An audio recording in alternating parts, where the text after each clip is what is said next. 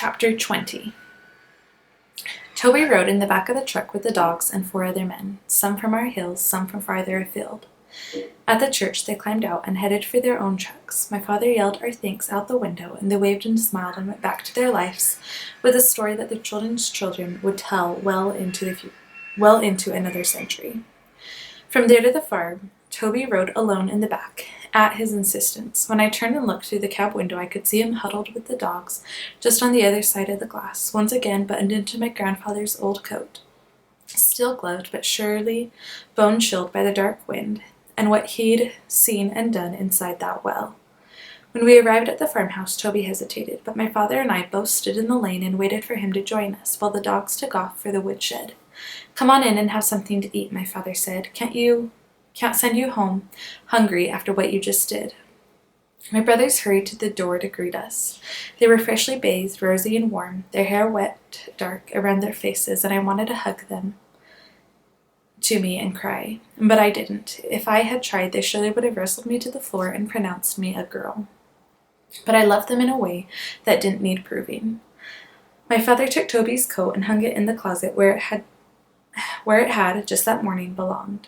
"Or gloves," my father said, but Toby tucked his hands under his arms and said softly, looking at the floor, still pretty cold, which made sense, "I'll keep them on a bit longer if you don't mind." "Hard to eat with your gloves on, but I do know something about cold hands," my father said, smiling.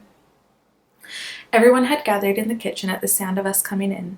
To all of them, my father said, "This is Jordan. Jordan, these are my parents, Daniel and Mary, my sister Lily." Aunt Lily stepped forward and held out her hand, giving him a rare smile. "How do you do?" she said in a soft voice I didn't know she had.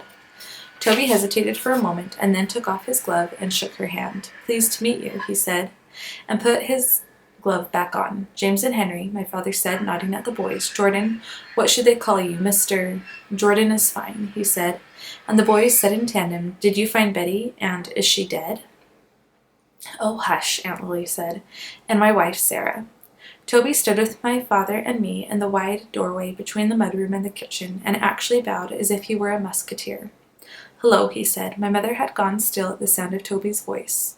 Now, at this odd behavior, she wiped her hands on her apron and stepped forward. "Your name is Jordan?" "It is," he said. She looked into his face, and I thought that she might know. "Come, sit," she said, leading him to the table. While my mother warmed up food left over from supper, my father told the story. I helped a little. Toby said nothing at all, even when my father explained how they'd lowered him into the well, and Aunt Lily said, "That was very brave of you, Jordan," again in that soft, almost musical voice, and the boys launched a barrage of questions about what it was like and were there snakes and centipedes and did the well go all the way to China. They stopped when my father got to the part about Betty. No one said a word as he described the situation, but when he had finished, my grandmother excused herself quietly and went off to bed. "I'll say my good nights now, too," my grandfather said. He turned to Toby. "I hope you'll take a peck of apples when you go." "Thank you," Toby said. "I will." My mother poured more coffee for him and my father. "Can I have some too?" I asked, but she ignored me. "Is Betty going to be all right?" she said. "I can't say, but the constable took her to the hospital, so I'm sure he'll have some news before long." "And what about that Toby?" Aunt Lily asked. "Have they found him yet?" I glanced at Toby in a way, caught my mother's eyes on me. "Not that I know of," my father said, "but it seems clear that Betty went down to Toby's place to make mischief, and simply fell into the old cobwell." "Then where is he?" Aunt Lily said. "That's enough about that," my mother said, setting places for my father and Toby and me. "Let's just be glad that Betty's found." She put a platter of beef and potatoes and carrots on the table. "Please," she said to Toby, "help yourself." When, as before, he hesitated, she took his plate and served him. "Now eat up while it's hot," she said. I held my breath, but Toby simply pulled the glove off his right hand and began to eat. I hope no one else noticed when he returned his left hand, still gloved, to his lap, cutting his meat one-handed with the edge of his fork. Aunt Lily got up from the table and said, "Well, if you'll all excuse me, I have work early in the morning."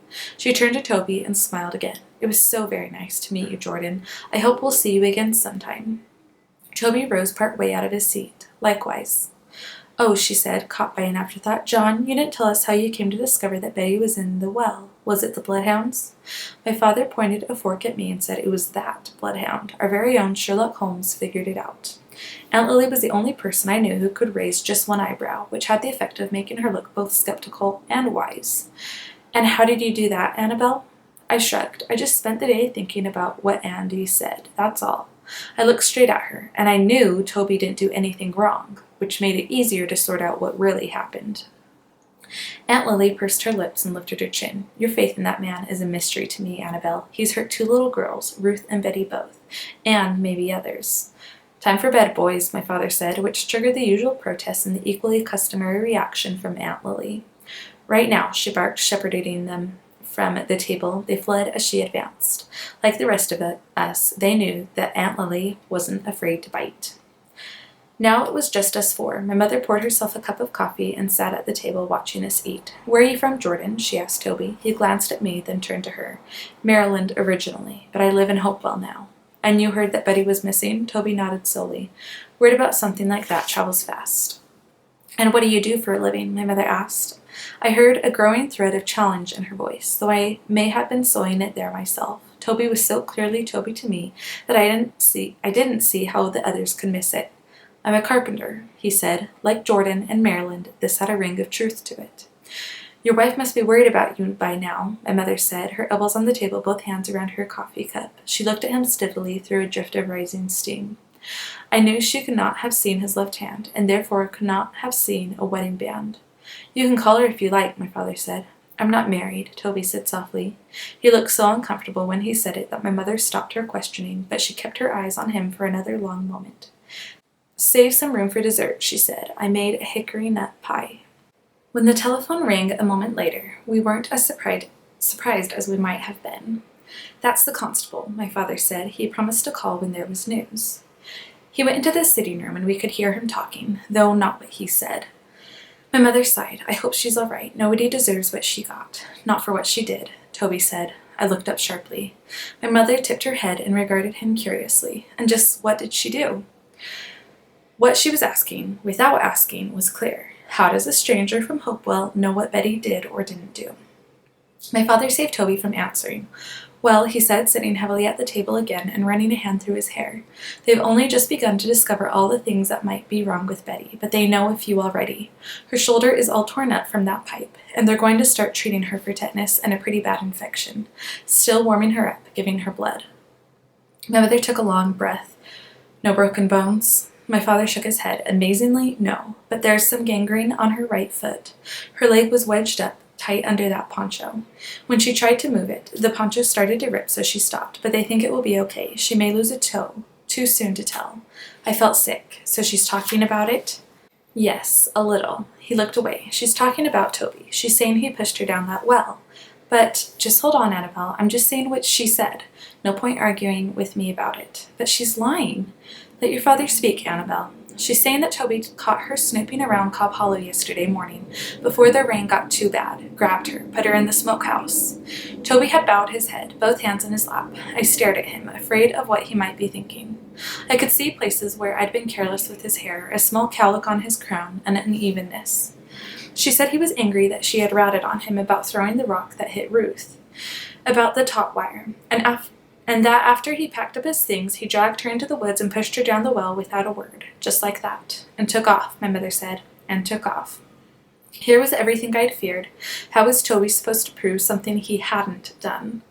But now Mrs. Gribble would be spreading the news down every telephone line on her switchboard, tapped like an octopus into houses all over these hills. Within the hour, Toby would be a murderous monster, and Betty a poor dear thing. In the silence that followed, I watched my mother trace the grain of the tabletop with her finger as if she were reading a map. Well, I certainly do want to thank you for your help tonight, Jordan, my father said. When you're ready, I can take you back to wherever you've left your car. We have some apples in the— John, my mother interrupted. He stopped short. What? My mother looked from Jordan to my father. He doesn't have a car, she said.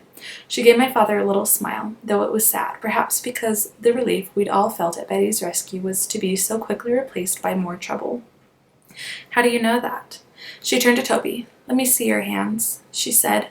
I let out the breath I'd been holding in for 2 days. Sarah? My father looked so confused that I wasn't sure whether to laugh or cry. Toby sat up straight. He lifted his hands from his lap.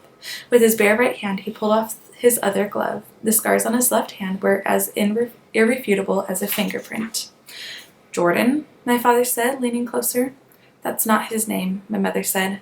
It is, though. Toby said. "My name is Tobias Jordan. I am a carpenter from Maryland, and I did not push Betty down that well."